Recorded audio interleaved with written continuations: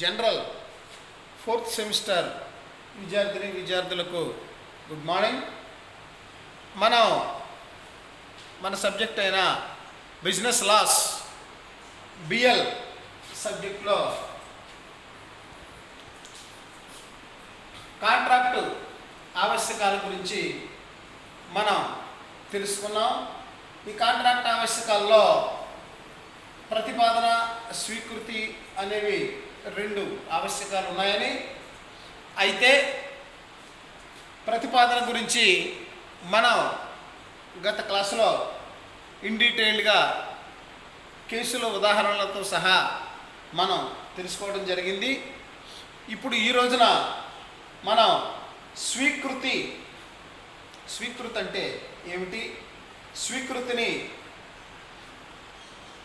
ఎలాగా తెలియచేయాలి, స్వీకృతికి ఉన్న న్యాయాత్మకమైనటువంటి నిబంధనలు ఏమిటి, ప్రతిపాదన స్వీకృతి తెలియజేయటం, ప్రతిపాదన ఉపసంహరించుకోవటం, ఇలాంటి విషయాలన్నీ ఇవాళ డిస్కస్ చేద్దాం. స్వీకృతి section Indian Contract Act section 2(b)లో స్వీకృతి గురించి తెలియచేయటం జరిగింది. ఈ స్వీకృతిలో ఉన్నటువంటి ముఖ్యమైనటువంటి అంశాలు ఏంటంటే భావ ప్రకటన స్వీకృతి, ప్రచ్ఛన్న స్వీకృతి. ఇవి రెండు. ఇది ఒకటి పర్సనల్గా వ్యక్తం చేయటం, ఇది ఇండైరెక్ట్. అలాగే స్వీకృతిలో న్యాయాత్మకమైనటువంటి నిబంధనలు ఏ నిబంధనలు ఉన్నాయి, ఇవన్నీ స్వీకృతిలో ఉంటాయి. ఈ స్వీకృతి అనేది సెక్షన్ 2 సబ్సెక్షన్ బి ప్రకారం ప్రతిపాదించబడిన వ్యక్తికి తన యొక్క సమ్మతిని తెలియజేయవలసి ఉంటుంది. అంటే ప్రతిపాదనకర్త తన యొక్క సమ్మతిని తెలియజేయగానే ఆ ప్రతిపాదనకి మనం అంగీకారాన్ని తెలియజేయవలసి ఉంటుంది. ఈ అంగీకారాన్నే స్వీకృతి అని అంటారు. ఇంకొకసారి చెప్తాను. ప్రతిపాదించబడినటువంటి వ్యక్తి తన యొక్క సమ్మతిని ప్రతిపాదన కర్తకు తెలియజేయగానే చేసినటువంటి ప్రతిపాదన స్వీకృతి పొందినట్లు అవుతుంది. అంటే ఇక్కడ ఏంటంటే ఎవరైనా మనకి ఒక వ్యక్తి ఏ అనేటటువంటి వ్యక్తి నా దగ్గర గల పలానా వస్తువుని నీకు అమ్ముతాను అనే ప్రతిపాదన తెలియజేసినప్పుడు ఆ తెలియజేసే విధానాన్ని ప్రతిపాదన అని అంటారు. దాన్ని నేను కొంటాను అని మనం తెలియచేయటాన్నే స్వీకృతి అని అంటారు. అంటే అక్కడ అమ్ముతాను అనేటటువంటి ప్రతిపాదన కర్త ఆ ప్రతిపాదన కర్తకి మన యొక్క అంగీకారం తెలియజేయటమే స్వీకృతి అవుతుంది. ఇది Indian Contract Act section 2 subsection B ద్వారా ఈ డెఫినేషన్ ఉంది.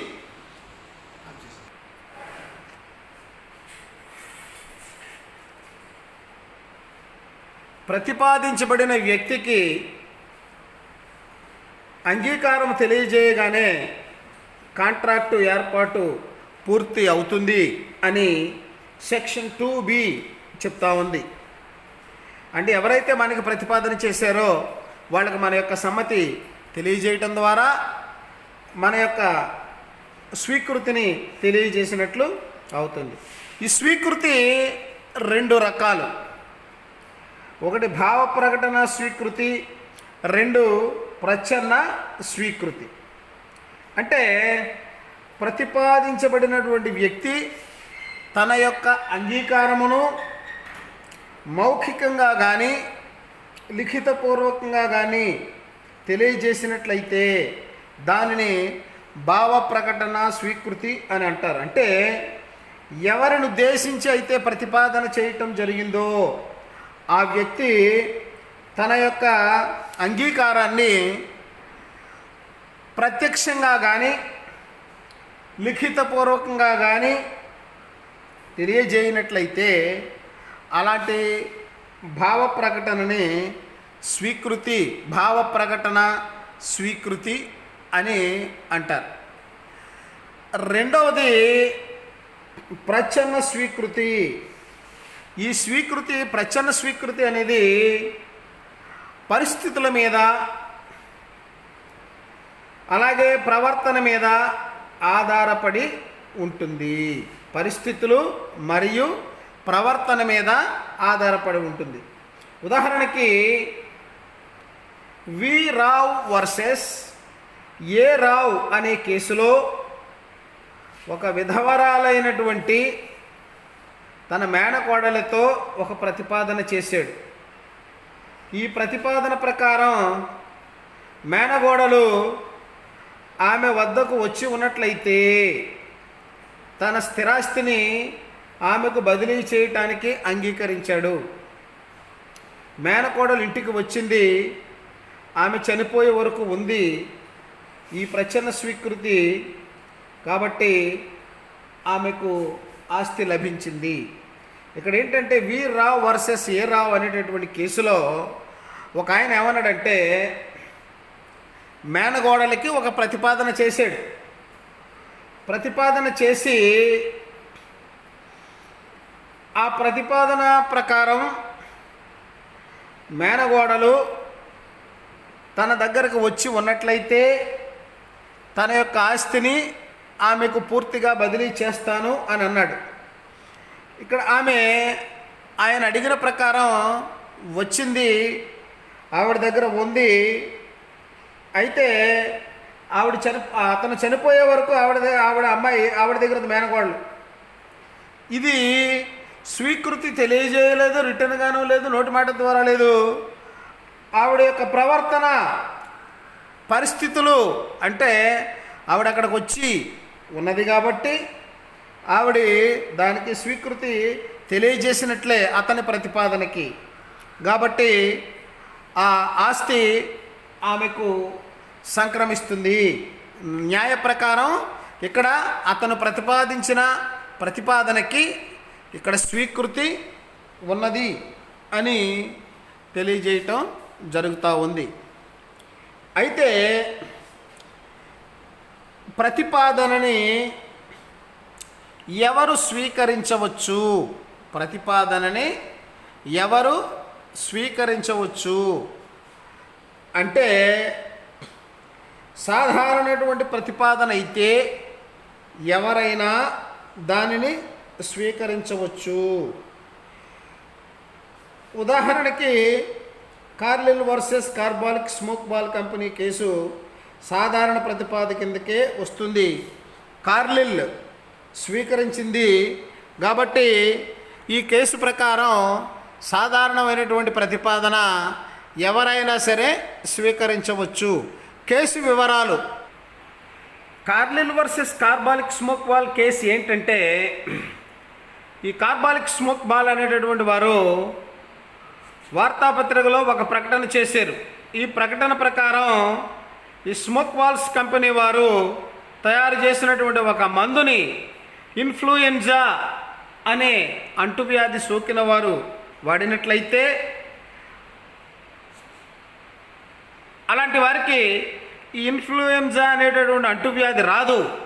ఆ మందు వాడిన వారికి ఎవరికైనా సరే అంటువ్యాధి వచ్చినట్లయితే 100 పౌండ్లు చెల్లిస్తాము అని వాళ్ళు వాగ్దానం చేయటం జరిగింది. కార్లిల్ అనే ఆవిడ వాళ్ళు చూపినటువంటి వివరాలు, ఆ పద్ధతి ప్రకారం ఆ మందు వాడింది. ఆవిడికి ఆ వ్యాధి వచ్చింది. అయితే కంపెనీ వారు ఆవిడకి కాంపెన్సేషన్ ఇవ్వడానికి నిరాకరించినప్పుడు ఆవిడ కోర్టుకు వెళ్ళినట్లయితే సాధారణ ప్రతిపాదనని పబ్లిక్కి సంబంధించి చేసినటువంటి ప్రతిపాదనను ఎవరైనా సరే స్వీకరించవచ్చు. దాన్ని స్వీకరించి దానివల్ల ఎవరైనా నష్టపోయినట్లయితే వాళ్ళకి సంబంధించినటువంటి పరిహారాన్ని చెల్లించడం జరుగుతుంది అని ఈ కేసు విషయంలో తీర్పు చెప్పడం జరిగింది. అంచేత సాధారణమైనటువంటి ప్రతిపాదనకి స్వీకృతి ఎవరైనా తెలియజేయవచ్చు. ప్రత్యేకమైనటువంటి ప్రతిపాదించబడినట్లయితే ఎవరిని ఉద్దేశించి అయితే ప్రతిపాదన చేయటం జరిగిందో వారు మాత్రమే దాని యొక్క అంగీకారమును తెలియచేయవలసి ఉంటుంది. ఆ వ్యక్తి ఎవరిని ఉద్దేశించి ప్రతిపాదించడం జరిగిందో ఆ వ్యక్తి మాత్రమే దానికి అంగీకారం తెలియజేసినట్లయితే అక్కడ స్వీకృతి అవుతుంది. దీనికి అనేక కేసుల సందర్భాల్లో ప్రత్యేకమైనటువంటి ప్రతిపాదనకు సంబంధించినటువంటి తీర్పులు చెప్పడం జరిగింది. అయితే స్వీకృతికి సంబంధించినటువంటి న్యాయాత్మకమైనటువంటి నిబంధనలు ఏమిటి? స్వీకృతి భావ ప్రకటన రూపంలో ఉండవచ్చు, ప్రచ్ఛన్నంగానైనా ఉండవచ్చు. అయితే ఇక్కడ దీనికి న్యాయాత్మకమైనటువంటి నిబంధనలు ఏమంటే, స్వీకృతి అనేది పూర్తిగా బేషరతుగా ఉండాలి. పూర్తిగా ఉండాలి, బేషరతుగా ఉండాలి. ఈ Indian Contract Act section 7 subsection 1 ప్రకారము స్వీకృతి అనేది పూర్తిగా ఉండాలి మరియు బేషరతుగా ఉండాలి అని తెలియజేస్తూ ఉంటుంది. ఒకవేళ పార్టీల మధ్య ఏమైనా అవగాహన లోపించినట్లయితే అక్కడ కాంట్రాక్టు ఏర్పడదు. ఉదాహరణకి నీల్ వర్సెస్ మీరట్ అనేటటువంటి కేసులో ఎం తన భూమిని ఎన్కి అంటే నీల్కి, మేరట్ అనేటటువంటి వారు నీల్కి 280 పౌండ్లకి అమ్మటానికి గాను ప్రతిపాదన చేశారు. ఇక్కడ నీల్ అంగీకరించాడు. 80 రూపాయలకి డ్రాఫ్ట్ పంపిస్తూ మిగిలిన మొత్తాన్ని 50 రూపాయల చొప్పున నెలసరి వాయిదాల్లో చెల్లిస్తాను అని అన్నాడు. ఇక్కడ ఈ స్వీకృతి పూర్తిగా లేదు, షరతులతో కూడి ఉంది. కాబట్టి ఇక్కడ స్వీకృతి లేనట్లుగా పరిగణించారు ఈ కేసు విషయంలో.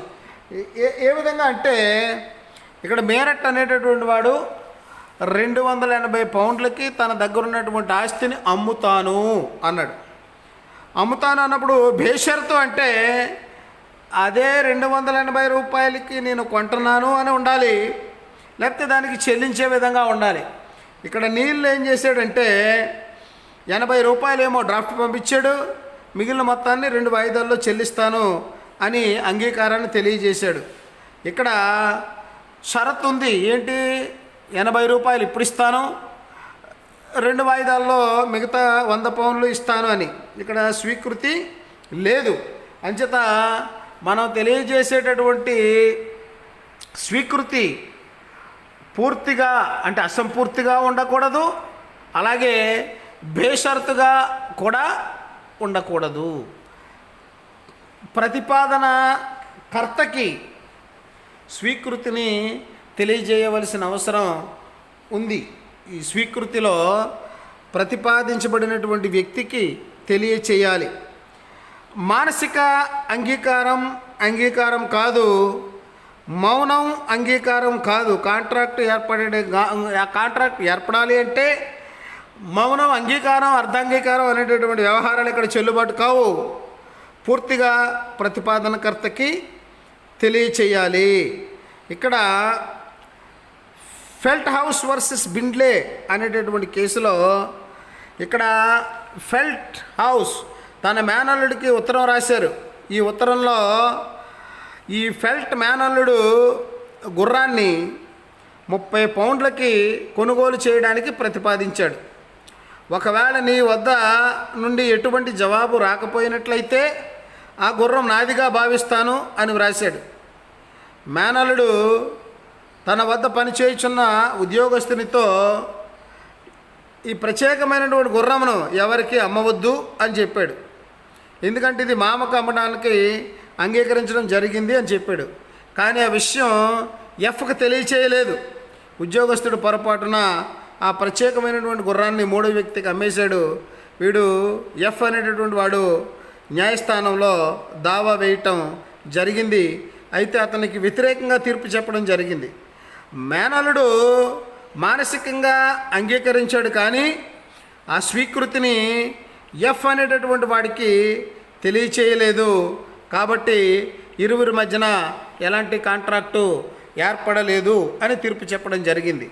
ఇక్కడ ఏంటంటే ఈ కేసులో మానసికంగా అంగీకరించటం, మౌనం అంగీకారం అనేటటువంటి విషయాలు చెల్లుబాటు కావు. స్వీకృతి ప్రతిపాదించబడినటువంటి వాడికి పూర్తిగా తెలియచేయాలి. ఇదే ఫెల్డ్ హౌస్ వర్సెస్ బిండ్లే అనేటటువంటి కేసులో తీర్పు చెప్పడం జరిగింది. ఈ తీర్పులో మేనమామ మేనల్లుడికి ఉత్తరం రాశాడు. నీ దగ్గర ఉన్న ఒక గుర్రాన్ని 30 పౌండ్లకి నేను కొంటాను అని మేనల్లుడికి ఉత్తరం రాశాడు. ఉత్తరం రాస్తే అలాగే అమ్మొచ్చు అనేటటువంటి భావంతో ఇతను తన దగ్గర పనిచేసే ఉద్యోగస్తుడితో ఏమని చెప్పాడంటే, ప్రత్యేకమైనటువంటి గుర్రం ఇది, ఎవరికి అమ్మవద్దు, మామగారు మా మామ అయినటువంటి ఆయనకు అమ్మటం జరిగింది, ఇది ఆయనకి ఇద్దాం, ఎవరికి అమ్మొద్దు అన్నాడు.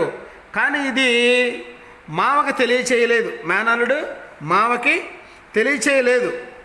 ఉద్యోగస్తుడు పొరపాటున ఏం చేశాడంటే ఈ గుర్రాన్ని వేరే వ్యక్తికి అమ్మేశాడు. అమ్మేసినప్పుడు ఈ మేనమామ ఏం చేశాడంటే కోర్టుకి దావా వెళ్ళాడు. అతనికి వ్యతిరేకంగా తీర్పు వచ్చింది. ఆ తీర్పు ఎందువల్ల వచ్చిందంటే, మేనల్లుడు అమ్ముతాననే విషయాన్ని మౌనంగా అంగీకరించాడు. ఆ విషయాన్ని అతను తెలియజేయలేదు. పొరపాటుగా చేసినా కావాలని చేసినప్పటికీ కూడా అంగీకారమును తెలియచేయాలి. అంటే అంగీకారం అంటే స్వీకృతిని ప్రతిపాదన కర్తకి భావ ప్రకటన ద్వారా కానీ ప్రచ్ఛన్నమైనటువంటి విధానం ద్వారా కానీ తెలియచేయాలి. ఆ విధంగా తెలియజేయలేదు కాబట్టి వీరిద్దరి మధ్యన ఎలాంటి కాంట్రాక్టు కుదరలేదు అని తీర్పు చెప్పడం జరిగింది. ప్రతిపాదనకర్త తెలియచేసే విధముగా లేదా సరి అయినటువంటి పద్ధతిలో తెలియజేయవలసి ఉంటుంది. దీనికి సంబంధించినటువంటి కేసులు ఏమిటంటే, ప్రతిపాదనకర్త మనకి సూచించిన విధంగానే స్వీకృతిని తెలియచేయాలి. అలా తెలియచేయకపోయినట్లయితే అలాంటి స్వీకృతి చెల్లదు, చెల్లుబాటు అయ్యేటటువంటి స్వీకృతి కాదు. ఇక్కడ సురేంద్రనాథ్ వర్సెస్ కేదార్నాథ్ అనేటటువంటి కేసులో సురేంద్రనాథ్ అనేవాడు కేదార్నాథ్కి ఒక ఉత్తరం రాశాడు. ఆ ఉత్తరం ఏంటంటే, నీవు నా స్కూటర్ని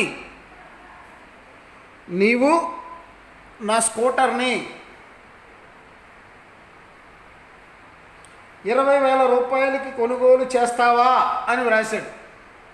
నీవు నా స్కూటర్ని 20,000 రూపాయలకి కొనుగోలు చేస్తావా అని ఉత్తరం రాశాడు. జవాబు టెలిగ్రామ్ ద్వారా పంపించమని అందులో మెన్షన్ చేశాడు. ఇక్కడ కేదార్నాథ్ స్వీకృతి ఉత్తరం ద్వారా తెలియజేశాడు.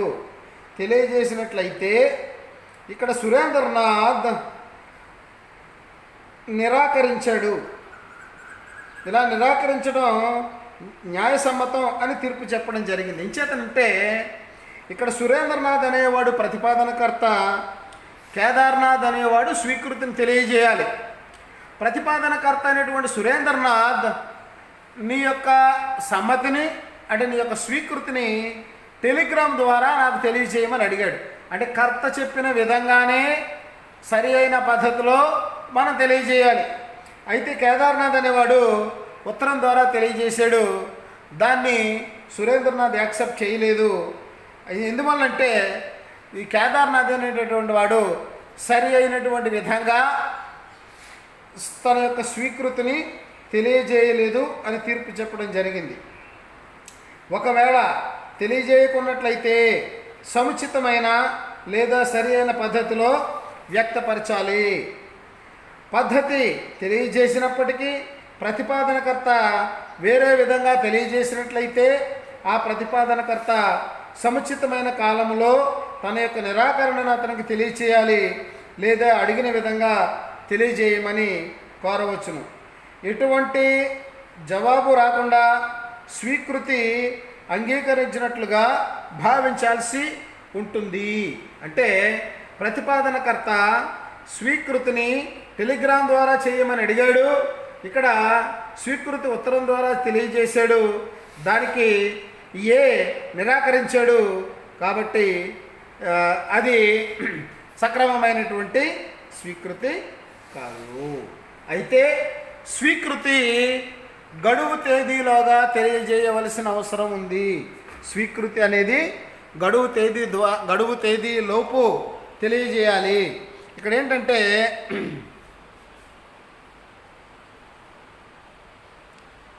ఏదైనా గడువు తేదీ ప్రతిపాదనకర్త తెలియజేసినప్పుడు ఆ తేదీలోగా సరి అయిన సమయంలో స్వీకృతి తెలియచేయవలసి ఉంటుంది. ఉదాహరణకి Ramsgate Victoria Hotel versus Montefiore అనేటటువంటి కేసులో ఒక అతను వాటాలను కొనడానికై ఒక కంపెనీ దరఖాస్తు చేసుకోగా నిర్ణీత తేదీ తర్వాత కంపెనీ వాటాలని కేటాయించింది. ఆ ప్రతిపాదనకు సరైన సమయంలో స్వీకృతి రాలేదు కాబట్టి అతడు ఆ వాటాలు తీసుకోవడానికి నిరాకరించాడు. న్యాయస్థానం కూడా అతనికి అనుకూలంగానే తీర్పు చెప్పడం జరిగింది. ఇక్కడ Ramsgate Victoria Hotel versus Montefiore అనేటటువంటి కేసులో నాకు కొన్ని వాటాలు కేటాయించమని కంపెనీకి దరఖాస్తు చేసి గడువు తేదీలోగా చేయమని అడిగాడు. అయితే కంపెనీ ఆ తేదీ తర్వాత అతనికి వాటాలను కేటాయించింది. సరి అయిన సమయంలో నేను అడిగినటువంటి వాటాలు నాకు కేటాయించలేదు కాబట్టి సరి అయిన సమయంలో నాకు స్వీకృతి రాలేదు అని అతను వాటాలు తీసుకోవడానికి నిరాకరించినట్లయితే ఈ కంపెనీ న్యాయస్థానానికి వెళ్ళినప్పుడు అతను నిరాకరించడం కరెక్టే. ఎందుకంటే అతను అడిగిన గడువు తేదీలోగా వాటాలు రాలేదు కాబట్టి వాటాలు తీసుకోవలసిన అవసరం అతనికి లేదు అని తీర్పు చెప్పడం జరిగింది. స్వీకృతి ప్రతిపాదనకి ముందుగా ఉండకూడదు. స్వీకృతి అనేది ప్రతిపాదనకి ముందు ఉండకూడదు. అంటే ప్రతిపాదనకు ముందు స్వీకృతి ఉన్నట్లయితే సరి అయిన స్వీకృతి కాదు, కాంట్రాక్టు ఏర్పడదు. దరఖాస్తు ఇవ్వకున్నా కంపెనీ ఒక వ్యక్తికి వాటాలను కేటాయించింది. అతడు తర్వాత వాటాలకు దరఖాస్తు ఇచ్చినట్లయితే గతంలో జరిగిన కేటాయింపుకు సంబంధించినటువంటి విషయం అతనికి తెలియదు కాబట్టి దరఖాస్తుకు ముందుగా జరిగిన కేటాయింపు సరి అయిన స్వీకృతి కాదు. అంచేతనే స్వీకృతి ముందుగా తెలియజేయకూడదు, అలాగే ప్రతిపాదన కూడా తరువాత తెలియచేయకూడదు అనేది న్యాయాత్మకమైనటువంటి నిబంధన. స్వీకర్తకి ఉద్దేశ్యం ఉండాలి. స్వీకర్తకి ఉద్దేశ్యం అంటే వాగ్దానం యొక్క నిబంధనలను పూర్తి చేయటానికి స్వీకర్తకి ఉద్దేశ్యం ఉండాలి. అది ఆ ఉద్దేశం లేకపోయినట్లయితే సరి అయినటువంటి స్వీకృతి కాదు. అంటే ఇక్కడ ఏదైనా అగ్రిమెంటు కాంట్రాక్టుల్లో ఆ పని పూర్తి చేద్దాం అనేటటువంటి ఉద్దేశం మాత్రమే అలాంటి కాంట్రాక్టులకు వెళ్ళాలి. లేదా తర్వాత దాన్ని వాగ్దాన భంగం చేద్దాం, దాన్ని ఎగ్గొట్టే ప్రయత్నం చేద్దాం అనేటువంటి ఉద్దేశంతో కాంట్రాక్టులో ప్రవేశించినట్లయితే అది సరి అయినటువంటి స్వీకృతి కాదు. అయితే ప్రతిపాదన ఉపసంహరణకు ముందుగానే స్వీకృతి ఉండాలి. అంటే ప్రతిపాదనని మనం ఉపసంహరించుకోవడానికి ముందుగానే స్వీకృతి తెలియజేయాలి. ప్రతిపాదన ఉపసంహరించిన తర్వాత తెలియజేయబడినటువంటి స్వీకృతి కాదు. మౌనం స్వీకృతి కాదు. ప్రతిపాదించబడినటువంటి వ్యక్తి యొక్క మౌనం స్వీకృతిగా భావించడానికి అవకాశం లేదు. ఉదాహరణకి ఒకతను నా కారుని 50,000 రూపాయలకు కొనుగోలు చేస్తావా, ఒక వారం లోపల నీ జవాబు రాకపోయినట్లయితే నీవు కొనుగోలు చేసేటట్లుగా భావిస్తాను అని రాశాడు. బి జవాబు రాయలేదు. వారి మధ్యన కాంట్రాక్ట్ ఏర్పాటు కాలేదు. ఎంచేతనంటే అతనికి వీలుపడే సూత్రం రాయడానికి వీలు పడకపోవచ్చు. ప్రతిపాదన అనేది స్వీకర్తకు ఖచ్చితంగా తెలియజేయవలసినటువంటి అవసరం ఎంతైనా ఉంది. అలాగే భవిష్యత్ అంగీకారము స్వీకృతి కాదు. భవిష్యత్తులో అంగీకరించడం ప్రస్తుత ఒప్పందం ఏర్పాటు చేసుకున్నట్లయితే అది కాంట్రాక్టు కాదు. ఎంచేతనంటే భవిష్యత్ అనేది అన్సర్టెన్. ఇక్కడ మానిటరియల్ గ్యాస్ కంపెనీ వర్సెస్ వ్యానే అనే కేసులో ఒక ఒప్పందం చేసుకున్నాడు. ఆ ఒప్పందం ప్రకారం కాంట్రాక్టు పూర్తి అయిన తర్వాత నవీకరణకు సంబంధించిన దరఖాస్తు కంపెనీ సానుకూలంతో పరిశీలిస్తుంది. ఇది భవిష్యత్ అంగీకారానికి సంబంధించింది కాబట్టి ఇక్కడ కాంట్రాక్ట్ ఏర్పడలేదు అని తెలియజేయటం జరిగింది. అయితే ఇక్కడ ప్రతిపాదనను స్వీకృతిని రెండింటిని తెలియచేయాల్సిన అవసరం ఉంటుంది. ఇది సెక్షన్ 3. ప్రతిపాదనకర్త మరియు ప్రతిపాదించబడినటువంటి వ్యక్తి ఒకే స్థానంలో ముఖాముఖిగా ఉన్నప్పుడు ప్రతిపాదన స్వీకృతి తెలియజేసుకోవటం చాలా సులభం. ఆ పార్టీలు దూరంగా ఉన్నప్పుడు మాత్రమే పోస్టల్ టెలిగ్రామ్ డిపార్ట్మెంట్ ద్వారా తెలియజేయడం జరుగుతుంది. సాధారణంగా భాషలో చెప్పాలంటే ప్రతిపాదనను మరియు స్వీకృతిని మౌఖికంగాను లేదా లిఖితపూర్వకంగాను తెలియచేయవచ్చు. పార్టీల ప్రవర్తనపై ఆధారపడి కూడా వ్యక్తం చేసుకోవచ్చు. ఉదాహరణకి ప్లాట్ఫామ్ మీద వెయింగ్ మెషిన్స్ ఉంటాయి.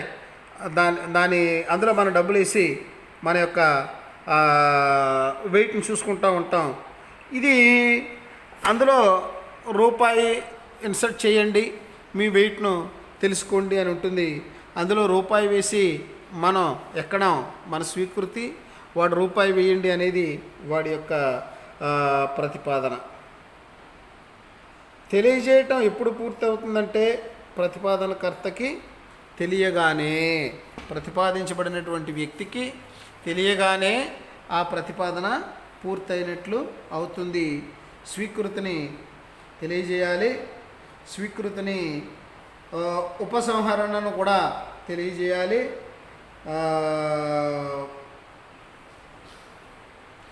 ప్రతిపాదన రద్దు ఎలాంటి సందర్భంలో జరుగుతుంది అంటే ప్రతిపాదనకర్త ప్రతిపాదించబడినటువంటి వ్యక్తి స్వీకృతికి సంబంధించిన ఉత్తరాన్ని పోస్టులో వేయకముందు నోటీస్ ఇచ్చి ఉపసంహరించుకున్నట్లయితే ఆ ప్రతిపాదన రద్దవుతుంది. ప్రతిపాదన గడువు తేదీకి ముందుగా స్వీకరించకపోతే రద్దయిపోతుంది. అలాగే ప్రతిపాదించబడినటువంటి వ్యక్తి కొన్ని షరతులు పూర్తి చేయకపోయినప్పుడు ఆటోమేటిక్గా రద్దయిపోతుంది. ప్రతిపాదనకర్త మతిస్థిమితం కోల్పోయినప్పుడు, చనిపోయినప్పుడు అది రద్దయిపోతుంది. ఆ విషయం ప్రతిపాదించబడినటువంటి వ్యక్తి స్వీకర్తకి తెలియజేయకముందే రద్దయిపోతుంది. ప్రతిపాదించబడినటువంటి వ్యక్తి కౌంటర్ ప్రతిపాదన చేసినప్పుడు మామూలు ప్రతిపాదన రద్దయిపోతుంది. ప్రతిపాదనకర్త తెలిపిన విధంగా స్వీకృతి తెలియజేయకపోయినట్లయితే ఆ ప్రతిపాదన రద్దయిపోతుంది. ప్రతిపాదించబడినటువంటి వ్యక్తి నిరాకరించినప్పుడు ప్రతిపాదన రద్దవుతుంది. అలాంటప్పుడు ఈ విషయాలు ప్రతిపాదన మొత్తం పూర్తిగా రద్దయిపోతుంది. అంచేత ప్రతిపాదన స్వీకృతి ఇవి రెండు కూడా కాంట్రాక్ట్లో అత్యంత ఆవశ్యకమైనటువంటి విషయాలు. ఇది మీరు ఒకళ్ళకొకళ్ళు తెలియజేసుకొని మీరందరూ కూడా మన యూట్యూబ్ ఛానల్లో దీన్ని చూస్తూ బాగా ప్రిపేర్ అవుతారని అనుకుంటా ఉన్నాను. బాగా చదవండి. All the best. Good luck.